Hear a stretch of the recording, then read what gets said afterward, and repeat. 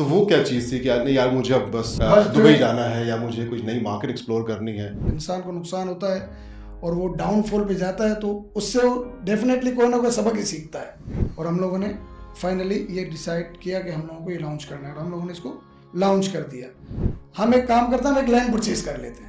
कोई भी अगर आपको कारोबार स्टार्ट करना है ना तो उसको नीचे से स्टार्ट किया जाए। कहावत मैंने सुनी थी जो कहते थे कि आप जो पढ़ते हैं अगर वही करते हैं तो आप पैसा कमा सकते हैं। टाइम पीरियड अगर आप कहोगे ना तो टाइम पीरियड कोई इसका नहीं कह सकता। वो हार्डवर्क आपका रहेगा, वो परसेवरेंस आपकी रहेगी, आप लगे रहेंगे उस काम के तो ऑब्वियसली आपकी वो तो हर चीज आपकी एक क्लिक पे ही है। मैं नहीं कहता हूँ कि हर बंदा हर चीज को कंट्रोल कर सकता है। कोई शख्स यहाँ पे इन्वेस्टमेंट करना चाह रहा है किसी अपार्टमेंट के अंदर भी, तो उसको भी इंफॉर्मेशन सारी अवेलेबल है कि मार्केट प्राइस क्या होगी। जिस तरीके से मार्केट बूम हो रही है दुबई की, तो हर बंदा यही कहता है कि मैं रियल एस्टेट की फील्ड में चला जाऊं। देखो पैसे आपके लग रहे हैं, अगर पैसे आपके लग रहे हैं ना तो मेरे हिसाब से होना यही चाहिए कि खुद स्टडी करो। तो मेमन के जब आप सुनते हैं या उस कास्ट के बारे में सुनते हैं तो फौरन से माइंड में आता है सर एंटरप्रेन्योर्स। लोग तारीफ करते हैं, लोग सोचते हैं, तो डेफिनेटली हम लोग भी इस बात को सुन के खुशी होते हैं। हम लोगों की काफी ऐसी चीजें जो होती हैं वो गॉड गिफ्टेड भी होती है। बहुत से लोग ब्रांड बनाते हैं, जब वो दुनिया से रुखसत हो जाते हैं, चले जाते हैं, इसके बाद आपको पता है पीछे क्या होता है कि आपकी आने वाली नस्लें जो है ना उस ब्रांड को अवेल करें और उस ब्रांड का फायदा उठाएं।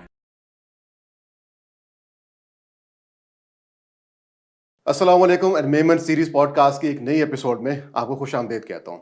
मेरा नाम है मोहम्मद कलीम और इस एपिसोड्स को आप तक लाने के लिए हमारे साथ ताउन किया है सेविंग्स होम, कंप्लायंस 360 और अलिफ इन्वेस्टमेंट्स में। इससे पहले हम जितने भी एपिसोड्स कर चुके हैं हमने डिफरेंट लोगों को यहाँ पे बुलाया जिन्होंने आपको इंस्पायर किया अपनी कोशिशों से, जो उनका जर्नी रहा, एंटरप्रेन्योरशिप जर्नी या उनका पर्सनल जर्नी हो, उन्होंने आपको इंस्पायर किया। और हमने बहुत सी दफ़ा ये देखा कि बहुत से जो बिजनेस ओनर्स थे वो अपनी सक्सेस स्टोरीज लेके आए थे, लेकिन ऐसा हमने शायद कम देखा था कि ऐसे लोग जिन्होंने अपना कारोबार स्टार्ट किया या अपना बिजनेस स्टार्ट किया और उसमें नाकामी देखी, लेकिन उस नाकामी के बाद आगे उन्होंने क्या किया। तो ये आज के हमारे जो मेहमान हैं वो स्पेशल इस हवाले से हैं कि उन्होंने अपनी लाइफ में बहुत सी नाकामियाँ भी देखी हैं, लेकिन वो नाकामियाँ इनके लिए कोई हर्डल नहीं बनी, वो नाकामियाँ उनके लिए रुकावट नहीं बनी कहीं से भी, लेकिन वो उनसे सबक सीखते हैं और नए से नए काविशें जो है उनके जारी रहीं। और आज माशाल्लाह दुबई के अंदर वो एक डेवलपर्स कंपनी चला रहे हैं आइजन के नाम से। आज हमारे मेहमान हैं मोहम्मद आमिर ज़करिया भाई। तो thank you so much for joining us, it's pleasure having you here. सबसे पहला मेरा क्वेश्चन आपसे ये रहेगा कि आपका जो जर्नी था वो स्टार्ट कहाँ से हुआ? बस बेसिकली हम लोगों ने जो हमारी जर्नी जो है वो स्टार्ट हुई थी 2005 में, 2005 में फ्रॉम पाकिस्तान। और जर्नी इस तरीके स्टार्ट रही थी कि एक विजन हमारा बना हुआ था कि हमें एक ब्रांड की तरफ जाना है। जो मैंने ये कहा अभी कि आपने अपनी लाइफ के अंदर बहुत सी फेलियर्स भी देखे हैं। जी जी, तो क्या ये बात ठीक है? हाँ जी हाँ, बिल्कुल। फेलियर्स देखें, डाउनफॉल देखें, उसमें हो सकता है कि हमारी अपनी खुद की मिस्टेक्स हों और एक्सपीरियंस ना हो या बहुत ज़्यादा फास्ट चलने की वजह से वो हो। कुछ ऐसी चीज़ें हमारे सामने आई थी जिसकी वजह से हमारे डाउनफॉल हुए हैं, लेकिन अल्हम्दुलिल्लाह हम लोगों ने आज तक गिव अप नहीं किया, क्योंकि एक विज़न बना के चला था शुरू से ही। जैसे कि मैंने आपसे पहले ही कहा कि हम लोगों ने अपना विज़न बना के यही रखा था कि हमें अपने ब्रांड को लेना है और उस ब्रांड को सक्सेस करना है जब तक हम सक्सेस नहीं हो जाएं। परफेक्ट।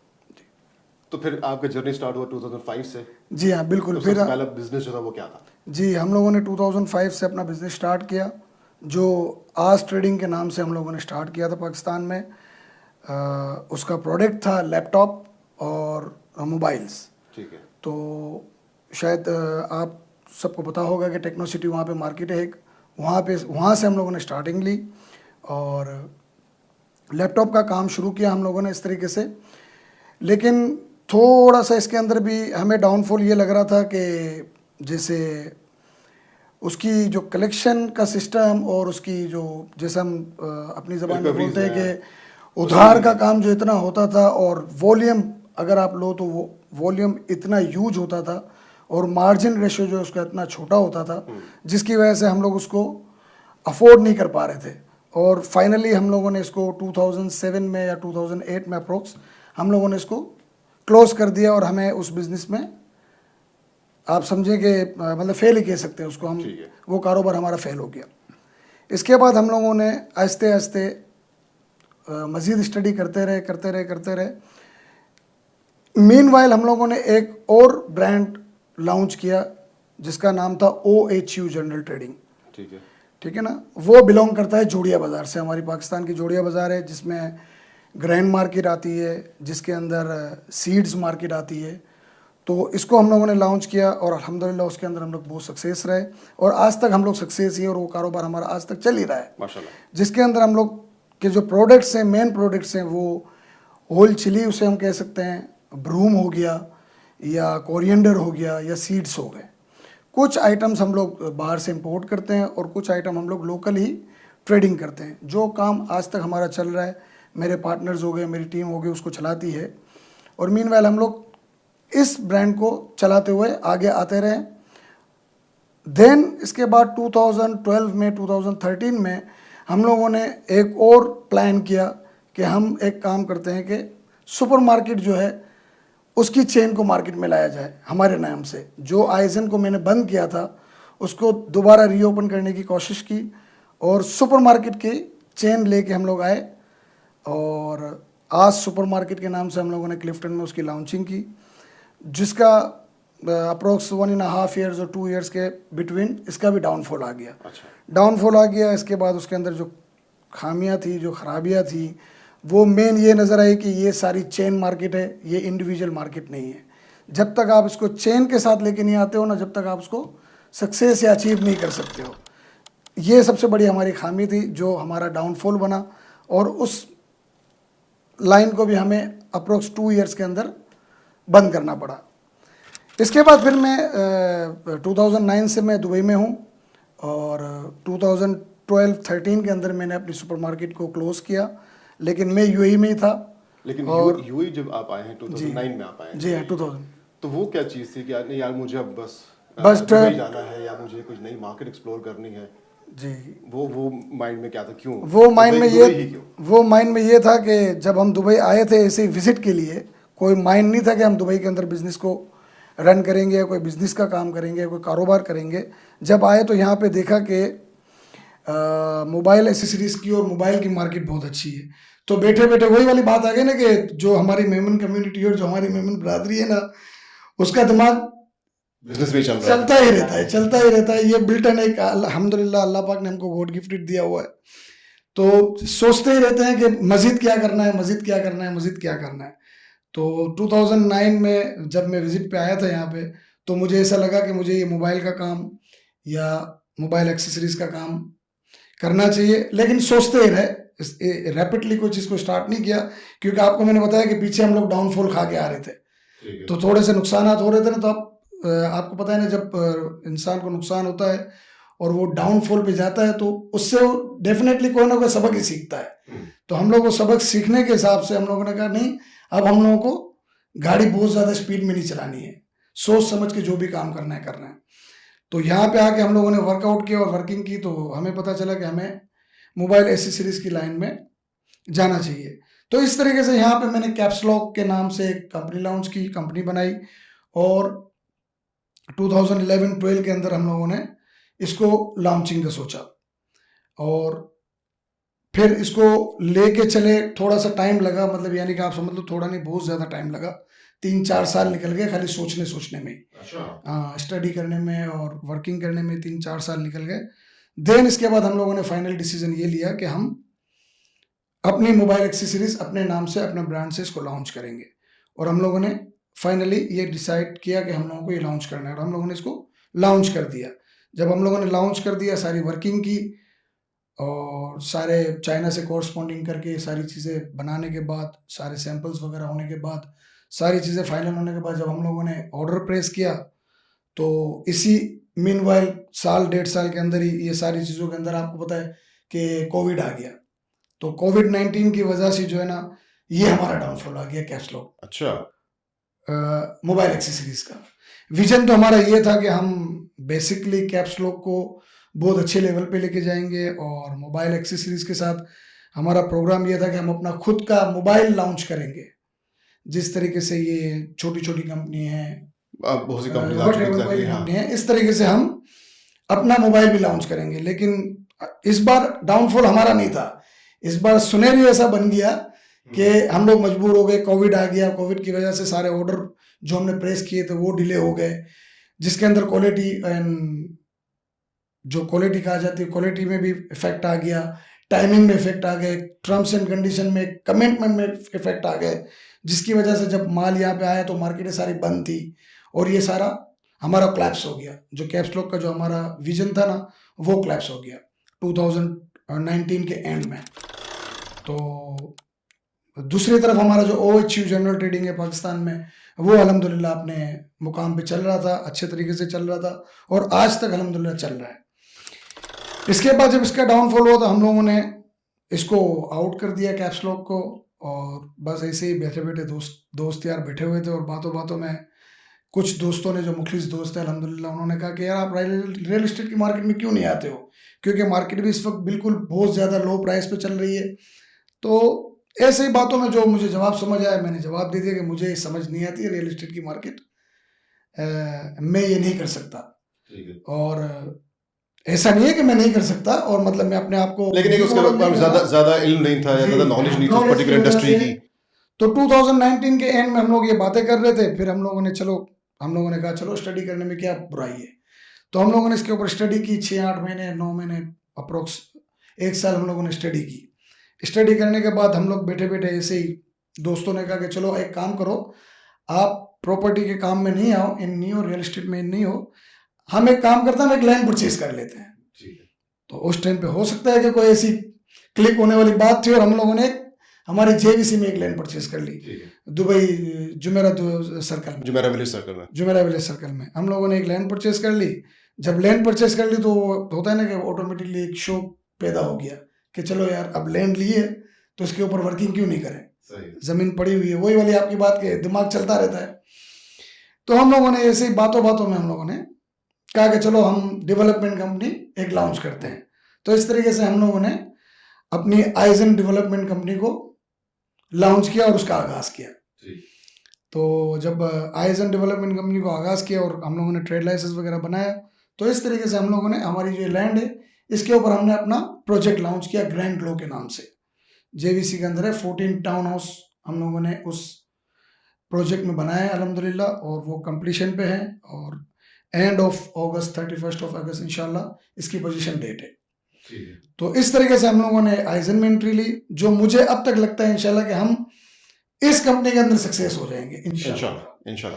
तो इस तरीके से हम लोगों ने आइजन को लॉन्च किया और इंशाल्लाह नेक्स्ट मंथ एंड ऑफ सितंबर में आइजन डेवलपमेंट कंपनी अपना दूसरा प्रोजेक्ट भी ला रही है, जो वाइट ओपल के नाम से ग्राउंड +5 की उसकी बिल्डिंग है। 45 अपार्टमेंट्स इंशाल्लाह हम लोग बनाएंगे कंप्लीटली इम्यूनिटीज़ के साथ। तो बस ये है कि इस तरीके से हम लोगों ने। ठीक है। अच्छा, यहाँ से मुझे एक चीज़ माइंड में आ रही है। अब मोस्टली लोग यहाँ पे देखते हैं और दुबई में जब देखते हैं तो हाई राइज सारी बड़ी बिल्डिंग आपको नजर आती हैं, प्लाजा टावर्स आपको नजर आते हैं। तो आप जो है वो कम्युनिटी हाउसेस की तरफ क्यों चले गए? नहीं, हम कम्युनिटी हाउसेस की तरफ इसलिए हम लोग कम्युनिटी हाउसेस की तरफ नहीं गए। हम लोगों ने इंडिविजुअल टाउन हाउसेस बनाए हैं सिर्फ 14। जो पहला प्रोजेक्ट है मेरा ग्रैंड ग्लो के नाम से है, और सेकंड प्रोजेक्ट है वाइट ओपल है, जो अपार्टमेंट है ग्राउंड +5 की बिल्डिंग है। कम्युनिटीज़ में हम इसलिए नहीं गए, और हम कम्युनिटीज़ में भी नहीं गए और हम लोग हाई राइज में भी नहीं गए। क्यों नहीं गए? कि वही वाली आपकी हमारी बात कि हम लोगों ने पीछे से बहुत ज़्यादा डाउनफॉल देखा है। तो डाउनफॉल देखा तो हमने कहा कि नहीं, अगर हमारे लिए फील्ड न्यू है, ये लाइन न्यू है, और मैं सबको यही मैसेज दूंगा मेरे डाउनफॉल की वजह से, कि मैं आप सबको यही मैसेज दूंगा कि कोई भी अगर आपको कारोबार स्टार्ट करना है ना, तो उसको नीचे से स्टार्ट किया जाए। उसका अगर हाइप क्रिएट करके आप स्टार्ट करने जाओगे ना, तो मुझे लगता है कि उसके डाउनफॉल के चांसेस जो है ना, जो मैंने एक्सपीरियंस लिया है अपनी लाइफ से और अपने कारोबार से, कि डाउनफॉल के चांसेस ज़्यादा से ज़्यादा हो जाते हैं। तो बेहतर ये है कि आप अपनी गाड़ी को 20 की स्पीड पे चलाओ, फिर 40 पे लेके जाओ। जब आपका हाथ सेट हो जाए, इसके बाद आप गाड़ी को भले 100 या 120 पे भगाओ। तो ये मेरा अपना एक जाती ओपिनियन और जाती एक्सपीरियंस है। टाउन हाउस को लेके आने का मतलब ये था कि आप थोड़ा सा आपको भी एक्सपीरियंस हो जाएगा इस पर्टिकुलर इंडस्ट्री का, और फिर ऑब्वियसली जब एक दफ़ा उसका एक्सपीरियंस हो जाता है तो फिर आप बड़े प्रोजेक्ट्स की तरफ भी जा सकते हैं। जी बिल्कुल। हमारा ये जो लर्निंग पीरियड जो है ना, ग्रैंड ग्लो, हम इसको अपना लर्निंग पीरियड ही कह सकते हैं। अब ये आपकी मेन फील्ड नहीं थी, और एक कहावत मैंने सुनी थी जो कहते थे कि आप जो पढ़ते हैं अगर वही करते हैं तो आप पैसा कमा सकते हैं। जी बिल्कुल। और अगर आप वो करते हैं कि जिसका आपको शौक है, तो आप सक्सेसफुल हो सकते हैं। जी बिल्कुल ऐसा ही। आपको क्या कहना है इस बारे में? नहीं, मेरा कहना इस बारे में यही है कि अगर जिस फील्ड के अंदर आपका शौक होगा ना, तो उसमें तो डेफिनेटली आपकी सक्सेस इन पक्की है। टाइम पीरियड अगर आप कहोगे ना, तो टाइम पीरियड कोई इसका नहीं कह सकता कि आप कल सक्सेस हो जाओगे या एक दिन बाद सक्सेस हो जाओगे या एक महीने बाद सक्सेस हो जाओगे। लेकिन आपका पेशेंस और शौक होगा ना, तो डेफिनेटली आपका सक्सेस ये कंफर्म्ड है। वो हार्डवर्क आपका रहेगा, वो परसेवरेंस आपकी रहेगी, आप लगे रहेंगे उस काम के तो ऑब्वियसली आपकी वो और जैसे ही आपके किसी को शौक है, तो शौक के लिए तो कहते हैं कि बंदा कुछ भी करने के लिए तैयार हो जाता है। तो उसमें फिर अगर कोई नाकामी भी आती है तो बंदा उसको भी एज अ लर्निंग लेके चलता है। चलिए अब रियल एस्टेट के हवाले से बात करते हैं, स्पेशली वो लोग जो डेवलपर्स हैं। अब अगर मैं लैंड परचेज करना चाहता हूँ तो मुझे किन किन चीज़ों का ख्याल करना चाहिए? ये कौन कौन सी ऐसी अथॉरिटीज़ हैं कि जो मुझे इंफॉर्मेशन प्रोवाइड कर सकती हैं कि हाँ ये लैंड है, इसकी ये प्राइस होनी चाहिए, ये मार्केट प्राइस, ऐसा कुछ कोई मैकेनिज्म है? नहीं जी बिल्कुल ऐसा ही है। अगर आप कोई लैंड परचेज करने जाते हैं या कोई भी यूएई के अंदर प्रॉपर्टी परचेज करने जाते हैं ना, तो आपको पता है अल्हम्दुलिल्लाह यूएई गवर्नमेंट ने और लैंड डिपार्टमेंट ने उसका चेक एंड बैलेंस और कंट्रोल बहुत स्ट्रिक्ट रखा हुआ है। तो हर चीज आपके एक क्लिक पे ही है और आपकी स्क्रीन पे ही है। असल बात यह है कि लोगों के पास उसकी अवेयरनेस कितनी है। अगर आपके पास अवेयरनेस नहीं है तो डेफिनेटली आप उसमें धोखा खा सकते हो। हम नहीं कहते हैं कि कोई आपके साथ गलत बयानी करेगा, क्योंकि ऐसा भी होता है कि बहुत से ब्रोकर्स होते हैं या बहुत से लोग ऐसे होते हैं जिनके खुद के पास भी कंप्लीट नॉलेज नहीं होती है, जिसकी वजह से वो अगर आपको बात करते हैं और बाद में हमें लगता है कि वो हमें मिसगाइड करके गया, लेकिन वो मिसगाइड बेसिकली वो करके नहीं जाता, कि उसकी नॉलेज भी थोड़ी सी कम होती है, क्योंकि डे बाय डे दुबई के अंदर सारी चीजें प्रोजेक्ट्स बहुत से आते हैं, रैपिडली चेंजिंग होती है। तो हर बंदा हर चीज को तो कंट्रोल नहीं कर सकता ना। तो इसके लिए यूएई गवर्नमेंट ने खुद ने भी और लैंड डिपार्टमेंट ने खुद ने कुछ ऐसी चीजें बनाई है जिससे आप लोग जो है ना उस चीजों को कंट्रोल को मिनिमाइज कर सकते हो। मैं नहीं कहता हूं कि हर बंदा हर चीज को कंट्रोल कर सकता है, लेकिन आप अपने उसके रिस्क को और जो आपका रिस्क फैक्टर है ना उसको आप मिनिमाइज कर सकते हो। जैसे कि फॉर एग्जांपल मैं आपको एक छोटी सी एग्जांपल दे देता हूं कि अगर आपको लैंड परचेस करने जाते हो फॉर एग्जांपल, तो एक आपकी वेबसाइट आप देखेंगे, अपने गूगल पे चले जाएं, बिल्कुल इजी है, GIC.DD के नाम से एक वेबसाइट है। GIS.DD है जी, GIS.DD। उसको आप ओपन करेंगे ना तो सीधा, बट आपके पास वो प्लॉट का नंबर लाजिम होना चाहिए। जब उस प्लॉट का नंबर आप उस GIS वेबसाइट के अंदर डालेंगे ना, तो आपके पास वो चीजें आ जाएंगी जो चीजें शायद आपको कोई प्रोवाइड ना करे। अगर आपके पास उसका बेहतरीन अवेयर है तो आप उस चीज को खुद ही कंट्रोल कर सकते हो। जैसे फॉर एग्जांपल अगर आपका लैंड का नंबर आप उस GIS के अंदर डाल देते हो, तो आपके पास उसका एफेक्शन प्लान हो गया, या आपके पास उसका साइट प्लान हो गया, या कुछ ऐसी चीजें हो गई जिसकी आपको जरूरत है। जिसकी फील्ड होती है वो उसको ज्यादा समझता है कि जब आप उसको ओपन करोगे ना, आप उस पर कोई प्रोजेक्ट लॉन्च करना चाह रहे हो तो आपको पहले से ही पता चल जाएगा यार क्या क्या चीजें किस का ख्याल करना। मैक्सिमम इंफॉर्मेशन जो है ना आपको वो मिल जाती है। अच्छा, इसके अंदर अगर आप यूए की खुद की वेबसाइट पे जाते हो तो एक रेस दुबई के नाम से, दुबई रेस के नाम से एक एप्लीकेशन है, या तो आप उस एप्लीकेशन को इस्तेमाल करो या तो आप उसकी वेबसाइट पे चले जाओ। तो दुबई रेस खुद आपको सारी वो चीजें प्रोवाइड कर देता है। फॉर एग्जाम्पल अगर उसका डेटा आप फीड करेंगे उस एप्लीकेशन के अंदर या वेबसाइट के अंदर, तो इवन आपको वो उसकी लास्ट ट्रांजैक्शन के इस एरिया के अंदर पर्टिकुलर उस लैंड के अतराफ के अंदर ये लास्ट ट्रांजैक्शन आपकी किस प्राइस में हुई है, तो ऑटोमेटिकली आपका प्राइस कंट्रोल हो गया। क्या आप देखना चाह रहे हो कि फॉर एग्जांपल कोई गाड़ियों की मार्केट प्राइस क्या है? यस, मार्केट प्राइस क्या है। इसी तरीके से अगर आप कोई अपार्टमेंट परचेस करने जाते हो, या अगर आप कोई आप कोई ऐसा अपार्टमेंट परचेस करने चाहते हो जिसको आपको परचेस करके उसको रेंट पे डालना है, तो भी आपको रेस दुबई हो गया, आपको वो प्रोवाइड करता है सारी चीज़ें। इसके अलावा इंडिविजुअल प्राइवेट जो कंपनियां हैं, जैसे आप बेयूद हो गया या प्रॉपर्टी फाइंडर हो गया, ये ड्यूबिजल हो गया, ऐसे कुछ वेबसाइट्स हैं या एप्लीकेशंस हैं जो आपको ये सारी चीज़ें प्रोवाइड करती हैं कि आप जिस जगह पे अपार्टमेंट, लैंड या कोई भी वटेवर प्रॉपर्टी यूएई में परचेस करना चाहते हो, तो उसके प्राइस आपको टाइम टू टाइम आपको अपडेट करेगा, आपको लास्ट ट्रांजैक्शन शो करेगा। आप उस प्रॉपर्टी को परचेस करने के बाद आप कहोगे कि मुझे इसका ROI कितना आता है, ROI यानी कि उसका रेंट मुझे कितना आएगा। तो रेंट भी ये वेबसाइट है और ये एप्लीकेशन आपको प्रोवाइड करेंगी कि इस एरिया के अंदर, जिस एरिया के अंदर मैंने प्रॉपर्टी परचेस की है, उसका रेंट कितना आ सकता है और मैक्सिमम और मिनिमम इसके प्राइसेस क्या हैं। तो ये सारी चीज़ें इन्होंने प्रोवाइड करके रखी हुई हैं। असल बात यह है कि आप उसको अवेल किस तरीके से करते हो। ठीक है। अच्छा आमिर भाई, मुझे ये बताएं, आपने जैसे बात की कि मैं अगर यहाँ पे कोई लैंड परचेज करना चाह रहा हूँ तो मेरे पास हर तरह की इन्फॉर्मेशन अवेलेबल है कि मुझे उसके अंदर, अगर मैं डेवलपर या मैं कुछ बाद में कुछ बनाना चाह रहा हूँ उसके ऊपर, तो मुझे किन किन चीज़ों का ख्याल करना चाहिए। तो आपकी बातों से मुझे ये पता चला कि अगर कोई शख्स यहाँ पे इन्वेस्टमेंट करना चाह रहा है किसी अपार्टमेंट के अंदर भी, तो उसको भी इन्फॉर्मेशन सारी अवेलेबल है कि मार्केट प्राइस क्या होगी या रेंट उसमें से कितना उसको मिल सकता है, तो वो सब चीज़ें भी अवेलेबल है। जी बिल्कुल, मैं ऑडियंस को यही कहूँगा, देखें आप कहेंगे ना कि मेरे पास सारी इन्फॉर्मेशन होंगी, तो ये सारी इन्फॉर्मेशन आपके पास नहीं होंगी, क्योंकि ये आपकी फील्ड नहीं है, ये आपका कारोबार ये नहीं है। एजेंट भी आपको इतनी इन्फॉर्मेशन हो सकता है कि काफ़ी एजेंट आपको डिटेल्स में बताएं, हो सकता है कि काफ़ी एजेंट आपको डिटेल में ना बताएं, या हो सकता है कि उस एजेंट को ये पता ही ना हो, क्योंकि देखें ना अभी जिस तरीके से मार्केट बूम हो रही है दुबई की, तो हर बंदा यही कहता है कि मैं रियल एस्टेट की फील्ड में चला जाऊँ, मैं रियल एस्टेट की फील्ड में चला जाऊँ, चाहे उसको नॉलेज हो या ना हो। तो उसका इम्पैक्ट ऑब्वियसली एक एंड यूजर या परचेजर के ऊपर ही जाएगा ना, कि उसको अगर पूरी नॉलेज नहीं है तो वो किसी परचेजर को या सेलर को बता ही नहीं सकेगा, तो आपको कैसे पता चलेगा।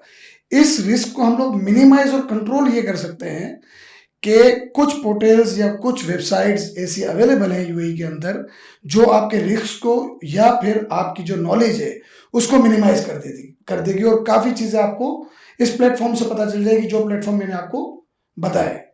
ठीक है, लेकिन जो प्रॉपर्टी फाइंडर है या यूथ है, इस तरह के प्लेटफॉर्म्स के ऊपर आपकी सारी इन्फॉर्मेशन इस तरह की मिल सकती है, या एटलीस्ट इतनी इन्फॉर्मेशन मिल सकती है जिससे आप एक इन्फॉर्म डिसीजन ले सकें। जी बिल्कुल, इस पे मैं यही कहूँगा कि आपको बेसिक इन्फॉर्मेशन नहीं बल्कि इतनी इन्फॉर्मेशन मिल जाएगी कि एटलीस्ट आपको ये पता चल जाएगा कि मुझे क्या करना है, या उसका प्राइस कंट्रोल क्या है, या उसकी अर्निंग क्या है। अगर उसको आप अवेल करोगे ना, तो हो सकता है कि जो ब्रोकर आपको मिसगाइड कर रहा हो या बता रहा हो जो चीज़, तो बेहतर इससे ये है कि आप खुद उसकी सर्च करें, उसकी स्टडी खुद करें, उसके जो जो पोर्टल्स और जो वेबसाइट दी गई हैं उसके ऊपर आप खुद वर्किंग करें। इसका सबसे बड़ा बेनिफिट पता है आपको क्या होगा? इसका सबसे बड़ा बेनिफिट ये होगा कि आपको खुद पता होगा। और देखें, आप अपना पैसा आप लगा रहे हैं, ब्रोकर से उसको सरोकार नहीं है। ब्रोकर को अपनी ब्रोकरी से है और अपना माल सेल करना है उसको। देखो, पैसे आपके लग रहे हैं, अगर पैसे आपके लग रहे हैं ना, तो मेरे हिसाब से होना यही चाहिए कि खुद स्टडी करो, खुद इसको सर्च करो और खुद समझो, देन इसके बाद आप पैसे लगाओ। कहने का मतलब ये नहीं कि आप पैसे उठा के किसी को दे दो और फिर बाद में आप कहते रहो कि ये मैंने क्या किया। क्योंकि मोस्टली लोग क्या करते हैं कि ये चीज़ करने के बाद ब्लेम डाल देते हैं ब्रोकर के ऊपर, या तो किसी एजेंसी के ऊपर या किसी एजेंट के ऊपर कि यार इसने मेरे साथ गलत किया। हालांकि गलत उसने आपके साथ नहीं किया था, वो तो मार्केट के हिसाब से आपको बेसिक चीज़ें बता रहा था। लेकिन जब आप पैसे लगा रहे हो तो आपको ये होना चाहिए कि आप खुद स्टडी करो, खुद वर्किंग करो, then will pay the money. ठीक है, और क्योंकि ऑलरेडी मार्केट्स में या उन पोर्टल्स के ऊपर आपको मार्केट प्राइसेस भी अवेलेबल है कि मार्केट प्राइस क्या होती है, या अब जैसे मैं इन्वेस्टमेंट करना चाहता हूँ किसी अपार्टमेंट के अंदर और मुझे कोई शख्स ये कहे कि यार इसमें आपको 2 लाख दिरहम साल का आपको रेंट आना शुरू हो जाएगा, तो लेकिन उसको भी कंफर्म करने के लिए पोर्टल्स अवेलेबल हैं कि वाकई 2 लाख का रेंट आएगा कि यार कि 70,000 का रेंट आएगा। जी बिल्कुल, 100% बिल्कुल ऐसा ही है कि लोगों को अगर आप किसी की बात सुनते हो कि अगर आप ये अपार्टमेंट परचेज करते हो और उसका रेंट XYZ जो भी अमाउंट का आता है, तो ऑब्वियसली उसको आप एक ही क्लिक के ऊपर आप अपनी वेबसाइट पे जाके या एप्लीकेशन पे जाके या गवर्नमेंट की खुद की जो वेबसाइट है बनी हुई है उस पे जाके आप चेक कर सकते हो कि इस एरिया का रेंट कितना है या इस एरिया का सेल प्राइस कितना है। इवन वो वेबसाइट, पहले भी आपको मैंने बताया, इवन वो वेबसाइट्स और वो एप्लीकेशंस आपको लास्ट ट्रांजैक्शन भी बता देगी कि इस एरिया के अंदर, इस बिल्डिंग के अंदर, इस अपार्टमेंट का लास्ट ट्रांजैक्शन कितने में हुआ है। अच्छा, तो ये बहुत अच्छी चीज़ यहाँ पे बनी हुई है इस तरीके से जो इन्होंने सिस्टम बनाया हुआ है। लेकिन असल मसला है कि जब तक आप अवेल नहीं करोगे तो आपको पता नहीं चलेगा। नहीं पता चलेगा। ठीक है, अब काफ़ी हमने ये रियल इस्टेट और बिल्डिंग्स के हवाले से बात कर ली। एक आउट ऑफ द कॉन्टेक्स्ट आपसे मैं सवाल करने जा रहा हूँ, मुझे बता आप कितने तैयार हैं इस सवाल के लिए। अब मुख्तलिफ पाकिस्तान में तो है कि मुख्तलिफ जो कास्ट हैं या डिफरेंट इलाके हैं उनकी कुछ खासियत होती है। ठीक है, तो मेमन के जब आप सुनते हैं या उस कास्ट के बारे में सुनते हैं तो फ़ौरन से माइंड में आता है एंटरप्रेन्योर्स, सक्सेसफुल लोग जो है सिर्फ वो, और पैसे वाले सारे के सारे लोग। तो ये क्या है? जी बहुत शुक्रिया। एक्चुअली अगर लोग तारीफ करते हैं, लोग सोचते हैं, तो डेफिनेटली हम लोग भी इस बात को सुन के खुशी होते हैं। लेकिन एक तरफ अगर आप कहेंगे तो ऐसा नहीं है कि 100% एंटरप्रेन्योर या 100% सक्सेस है मेमन। मेमन के अंदर भी कुछ चीज़ें ऐसी हैं जो डाउनफॉल की तरफ या फ्लॉपिंग की तरफ या फेलियर की तरफ जाती हैं। लेकिन ये आप कह सकते हो कि मोस्टली जो मेमन है ना, वो 90%, 99% तो नहीं कहेंगे, लेकिन 90% सक्सेस की तरफ ही होता है। एक्चुअली हमारे जो मेरे मरहूम फादर जो थे ना, मेरे वालिद हाजी मोहम्मद ज़करिया, वो हमेशा कहते थे, अगर मैं मेमन में भी अगर इस कहावत को बोल दूं कि बत्तख जो बच्चों होता ना, उनके तेरान की जरूरत नहीं, वो पोते तैरनो, उनके कोई चीज़ की जरूरत नहीं। इसकी मैं ट्रांसलेशन आपको उर्दू में कर दूं कि जो बत्तख का बच्चा होता है ना, डक का जो बच्चा होता है ना, उसको तैरने की या स्विम करने की जरूरत नहीं होती है, सिखाने की जरूरत नहीं है उसको, वो खुद सीखता है। तो ये एक हमारी मेमनी कहावत है, उसके जो है वो जीन्स में ही वो चीज़ आ जाती है। हाँ, ये जेनेटिक होता है। एक्चुअली कुछ चीज़ें ऐसी जेनेटिक और गॉड गिफ्टेड भी होती हैं। बेसिकली जेनेटिक तो आप कहेंगे, लेकिन मेमन बरादरी जो खुसूसन है ना, उसको बहुत सारे गॉड गिफ्टेड भी है, जो कि हमारी जो तारीफ होती है हमारी कम्युनिटी की, वो इसकी वजह से होती है कि अल्हम्दुलिल्लाह रब्बिल आलमीन, कि हम लोगों की काफ़ी ऐसी चीज़ें जो होती हैं वो गॉड गिफ्टेड भी होती हैं, जिसका कोई नेमुल बदल नहीं होता है। तो इसकी वजह से आप कह सकते हो कि मेमन बरादरी जो है ना, और दूसरी बात यह है कि मेमन मोस्टली जो है ना, मोस्टली वो बिजनेस की तरफ ही उनका माइंड होता है। 80% अगर आप उठाएंगे ना किसी के, अगर आप किसी से इंटरव्यू या व्यूज लेने भी शुरू हो जाएंगे ना, तो वो आपको यही कहेंगे कि ना मिके तो धंधो करनू है पे, मिके कोई जी नौकरी, मिके कोई जी गुलामी नहीं करनी। तो कहने का मतलब ये है कि वो लोग बोलते हैं कि ना बिजनेस ही करेंगे ना, नौकरी ऐसा नंडो धंधो करना, लेकिन पोते जो करना है, यानी कि हम कारोबार करेंगे, खुद का करेंगे, हम नौकरी नहीं करेंगे। अच्छा, दूसरी बात ये हो गई कि आजकल की जनरेशन को मैं बोलूँगा, थोड़ा सा हो सकता है कि मेरे थोड़े से अल्फाज जो हैं वो तल्ख हों। आजकल की जो हमारी जनरेशन है ना मेमन बरादरी की, मैं खुद भी इतनी बड़ी उम्र का नहीं हूँ, लेकिन हमारे जो बुज़ुर्ग हैं ये हमें तालीम देते रहते हैं, और मैं सबको यही कहूँगा कि अपनी आने वाली जनरेशन को और बच्चों को यही तालीम दो कि बेटा ये जो सारी चीज़ें हैं ना, ये इतनी आसानी से नहीं बनी है। हमें ऐसा लगता है कि ये मेमन बरादरी पैसे वाली बन गई और हर दफ़ा किसी में भी घुसते हैं तो वो पैसे वाले हो जाते हैं, या तो मिट्टी में भी हाथ डालते हैं तो सोना हो जाता है। ऐसा नहीं है।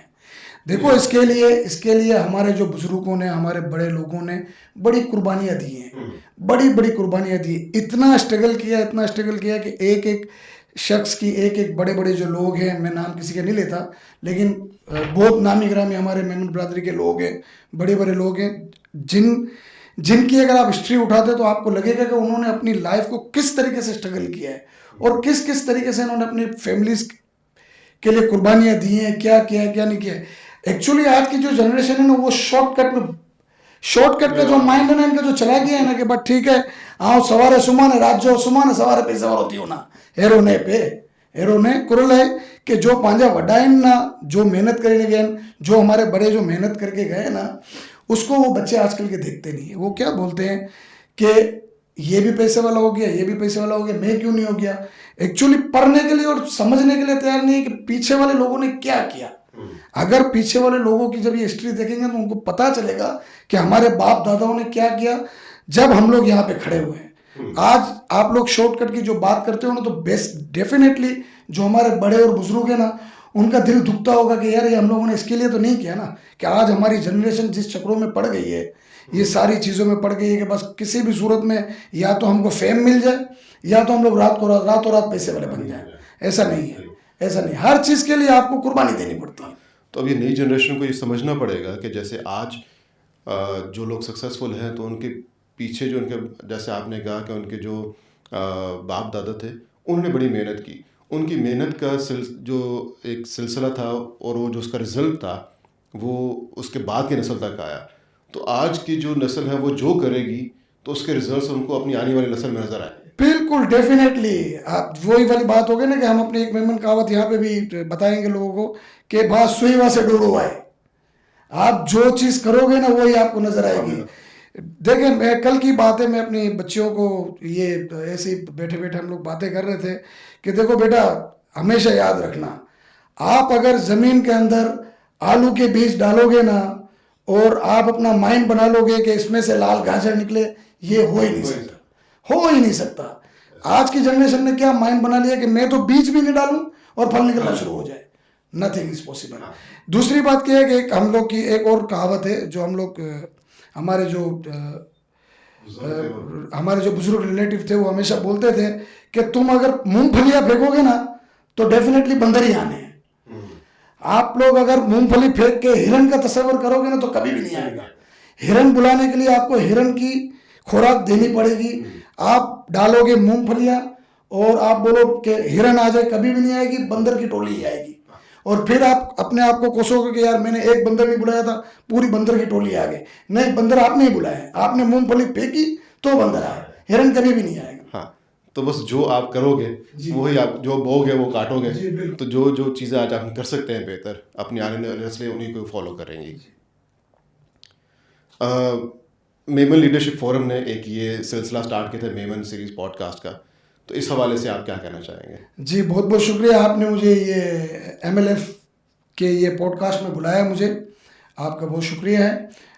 और मैं इनके पॉडकास्ट देखता भी हूँ अल्हम्दुलिल्लाह। जो मेरे रिलेटिव हैं, जो जानने वाले लोग हैं, उनकी पॉडकास्ट भी देखता हूँ। और हमारी एक मेमन ऑर्गेनाइजेशन का भी एक पेज बना हुआ है, वो भी मैं देखता हूँ। माशाल्लाह मुझे बहुत खुशी होती है।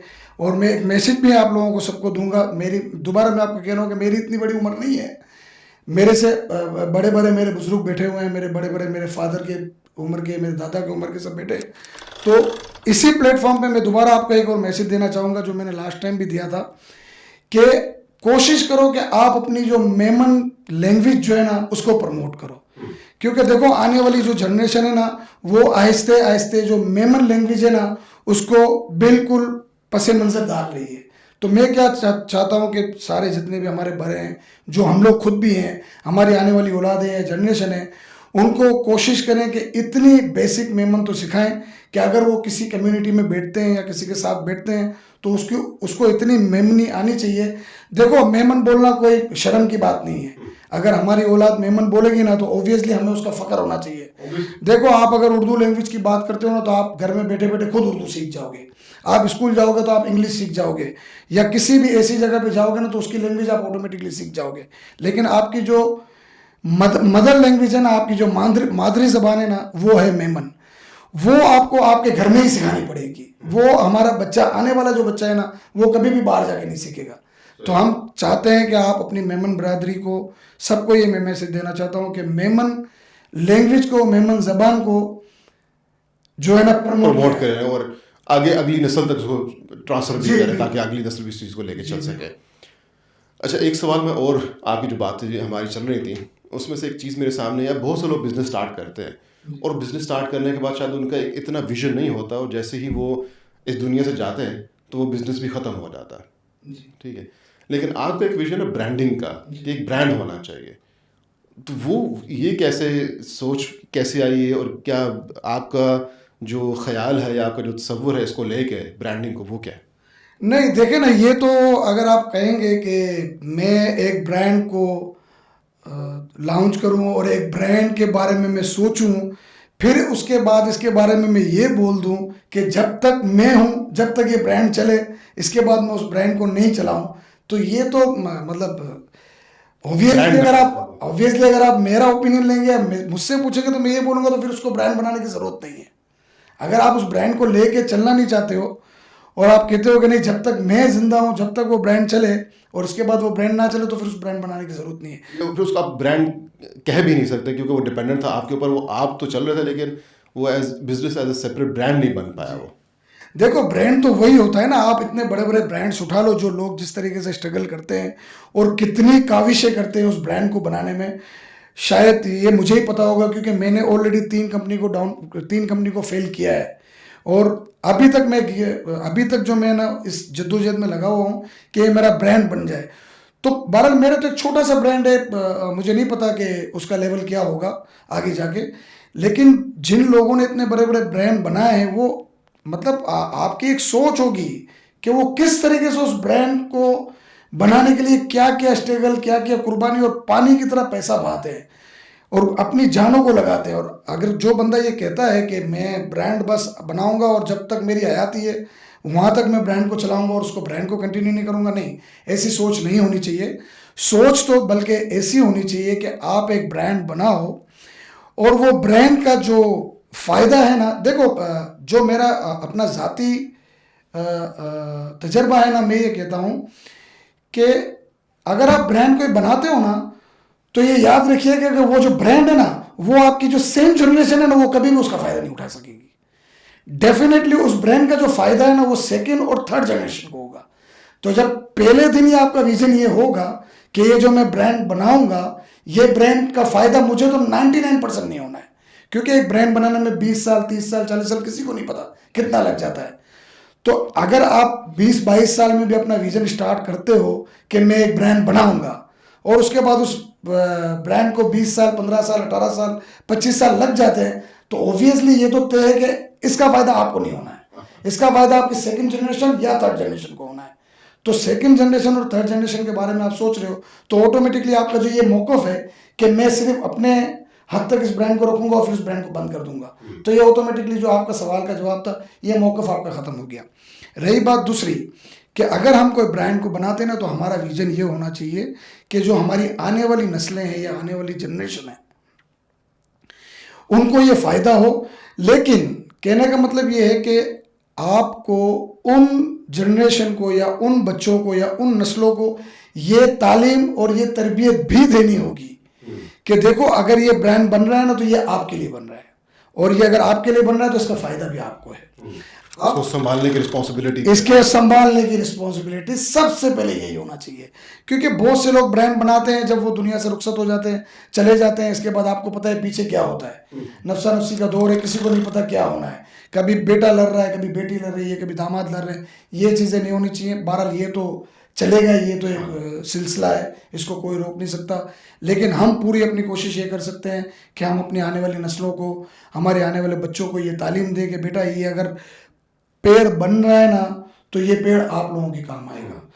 लेकिन इसकी तालीम आपको ये देनी चाहिए कि कोशिश बच्चों को ये करनी चाहिए कि आपने ये जो पेड़ बन के तैयार होगा ना, इसका आपने सिर्फ फल खाना है, बाकी और कुछ नहीं करना है।